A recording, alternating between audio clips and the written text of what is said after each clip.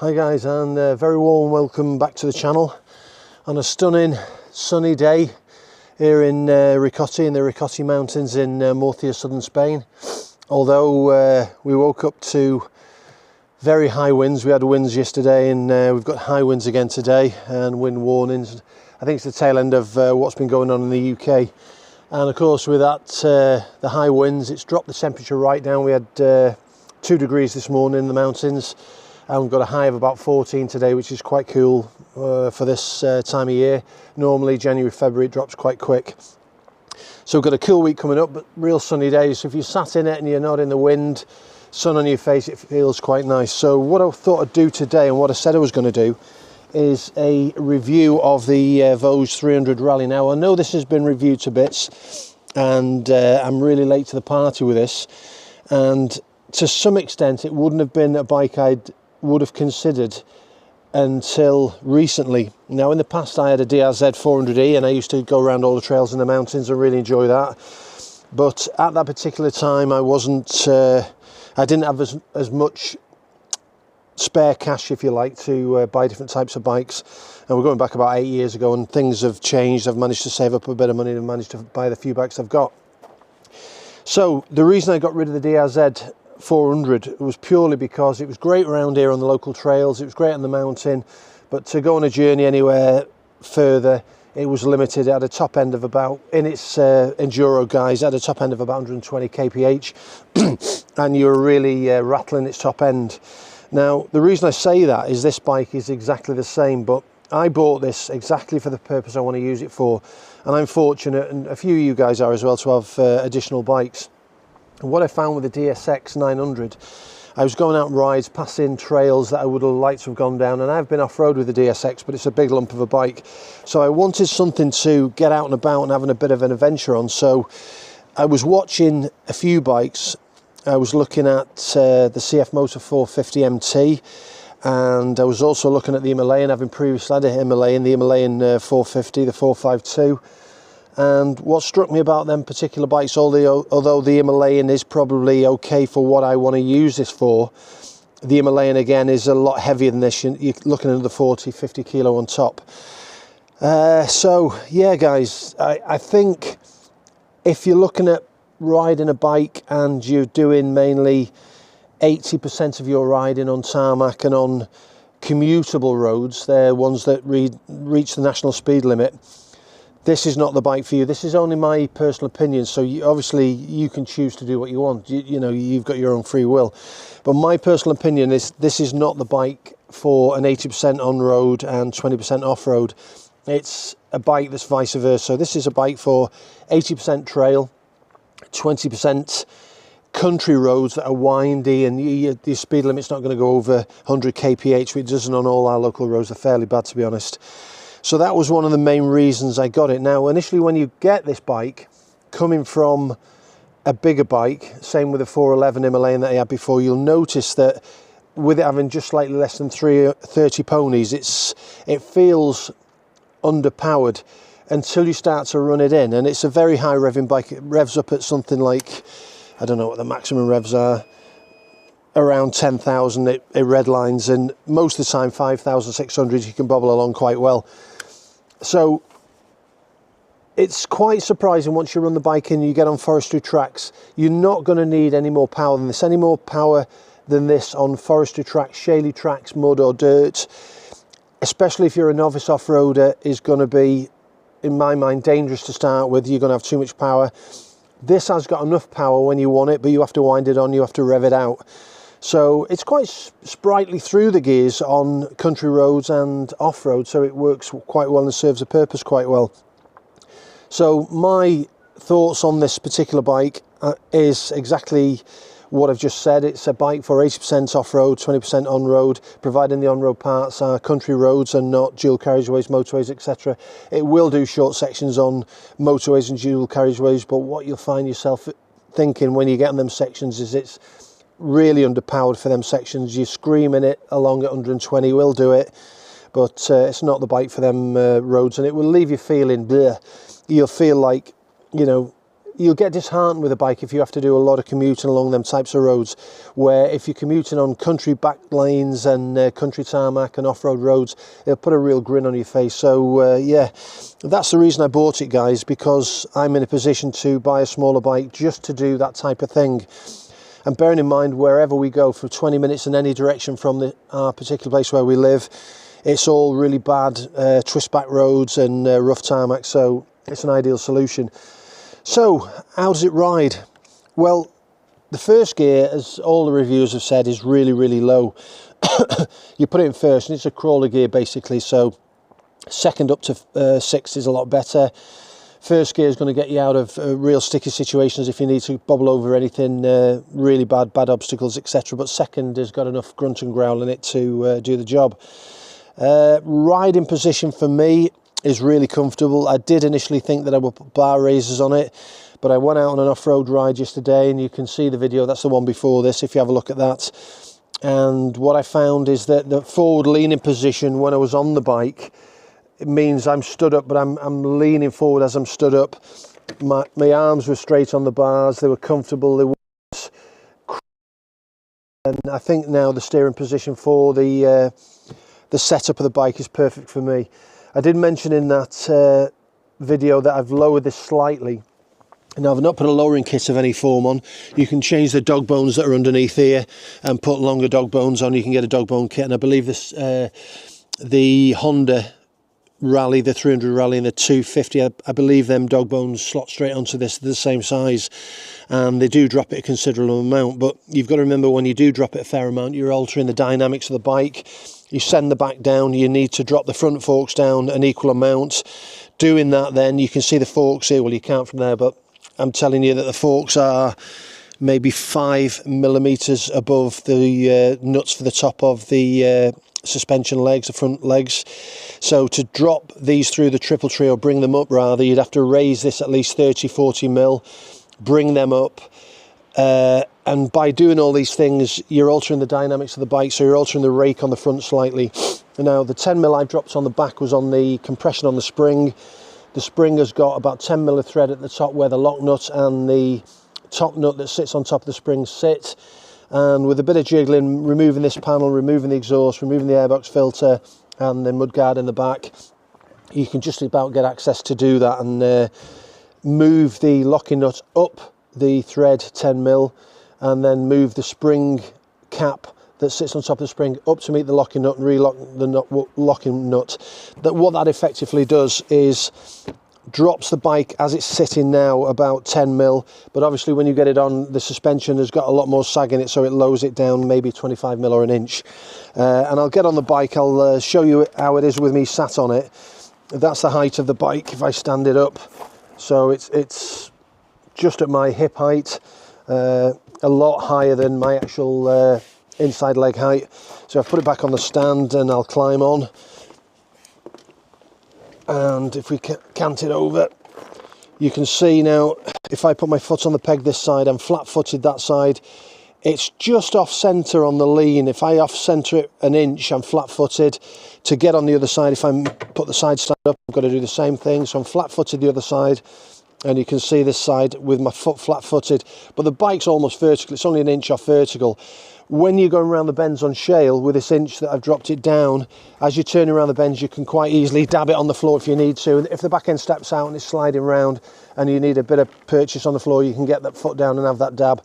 But for me, at this sort of height and this weight, it's perfect. It's very, very simple to ride, guys. There's nothing hard and fast about it. So that, for me, with an inside seam of around 30, maybe just over 30, has made a massive difference. I'm quite comfortable sat on it now. It was okay before, the extra inch. I could still manage it, so I could scoot one side or scoot the other side, which you can do if you're on tarmac. When you're off-road, if you're going over something quite bumpy and high rocks, and the back end's up, the front end's up, and there's a gap in the middle, and you can't get your foot down in a dangerous situation. If you're a novice off-road rider, that might be a problem. So general build quality, the general build quality of the bike for the price point is amazing, to be honest, guys. Bearing in mind, I bought this on a Black Friday deal. The Black Friday deal here in Spain was €600 off if you bought it between, I think it was the 31st of November to the 7th of December.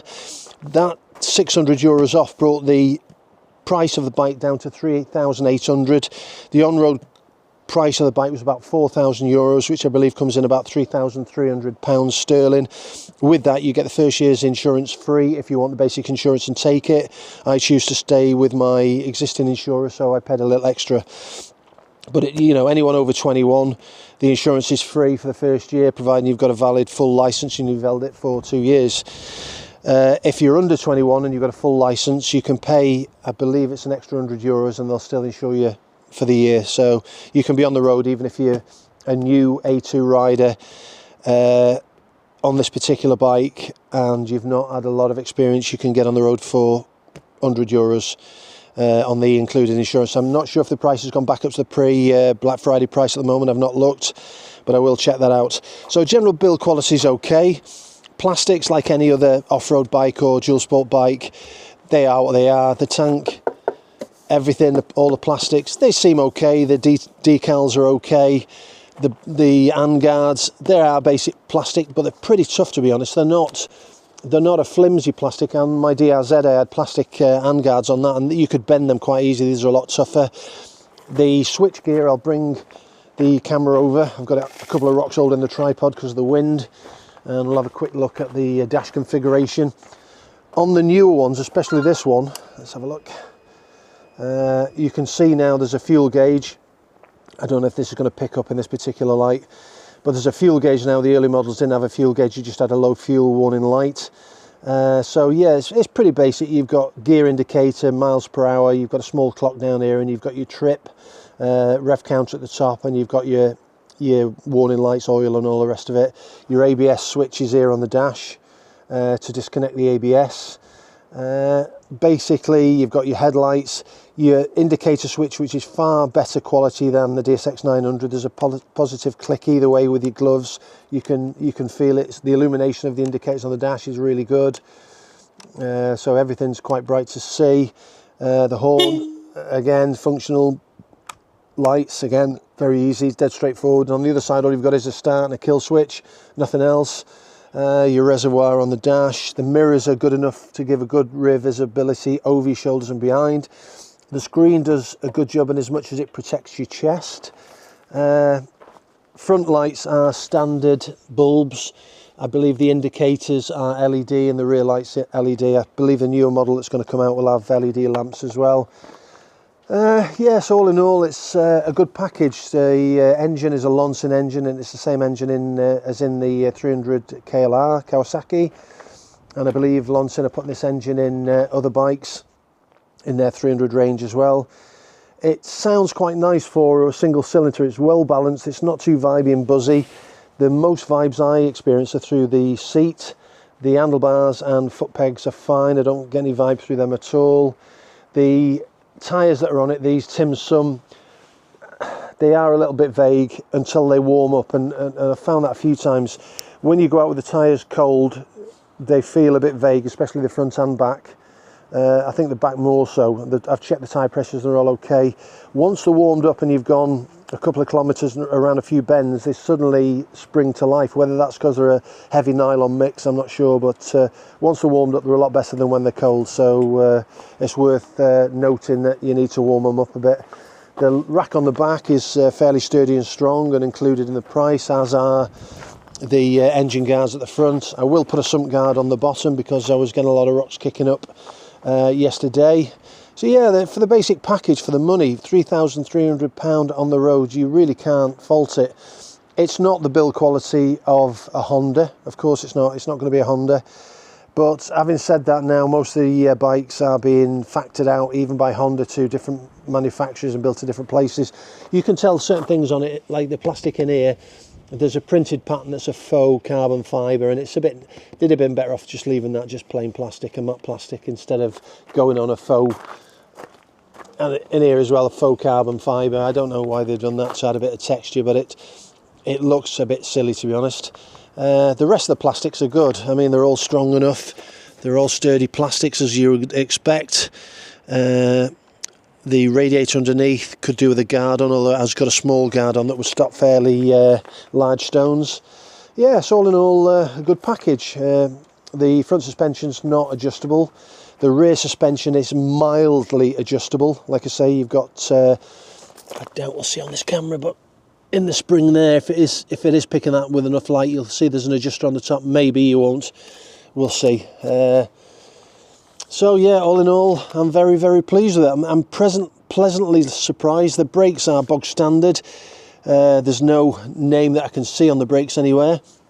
The rear brake seems to be more functional than the front brake. The brakes, when they're combined together, work perfectly, and I would imagine the idea behind the front brake not being as sharp as other discs on the front is purely for that off-road riding. You don't want to be dabbing on the front brake really hard when you've got the ABS off and locking that front wheel. So yeah, overall it's a great package, and really surprised me how it rides once you get into the vibe and feel of the bike and ride it for what it's meant on a forest trail, on twisty, rough road. When I came back off the ride yesterday, I had to cut through a river valley bed that has had some water down it recently, and that was mud and much better, and I found I could cane it along there with a lot of control as opposed to the pebbly forest trail that I'd been on earlier on. So I would recommend this for you guys if you're looking at an adventure bike to go off-road and ride trails on, and you want to do some green laning. If you want to use it as a commuter, you could probably do that, but I wouldn't advise it. I'd be looking, if I was doing that, at the MT450 if it's trying to stay in the A2 class, or maybe the Himalayan 452 as well. So guys, that's a few of my initial thoughts on the bike. Bearing in mind I've only covered a couple of 100 kilometers at the moment. I've got a few more to cover till it gets totally running, well, usable to get to higher revs, I should say. And yeah, pleasantly surprised. Initial thoughts that there was no power in it, and then when I got my head around it and realised what it was meant for and how you use it, it had a huge grin factor, and I had a great ride on it yesterday, and I came back with a huge grin on my face. I've just cleaned it now. It's had its first power wash and snow foam. And yeah guys, I'll catch you in the next one. Leave comments if you've got this bike. I know, like I said, I'm late to the party. I know a lot of you guys have already got it. Tell me what you think on long-term ownership. I know Nathan the postman, Dorothy Speed Shop has had his for a long time, and he had one on loan and did a lot of mileage on it, and he's left a lot of reviews on it. But I think you really need to own this bike to get what it's all about, to be honest. And I'm just telling you from my initial experience, it's not a road bike that you can do a bit of off-roading on. It is a pure off-road bike that you can do a little bit of road on. So guys, quick bit of bonus footage. I forgot to start the bike and let you hear it running before, so we'll start it up. And we'll give you the exhaust notes on the back.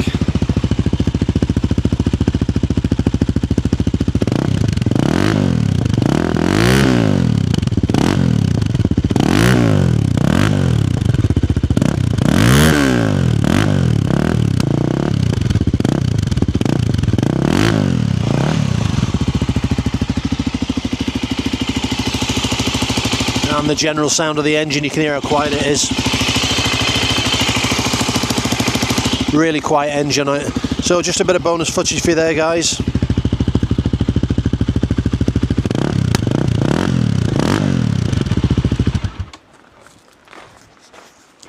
So guys, ride safe, subscribe and give me a thumbs up and give me a like. Please leave a comment. I really do appreciate your comments, and I like getting back to you and helping where I can. And I'll catch you in the next video, guys. Peace out.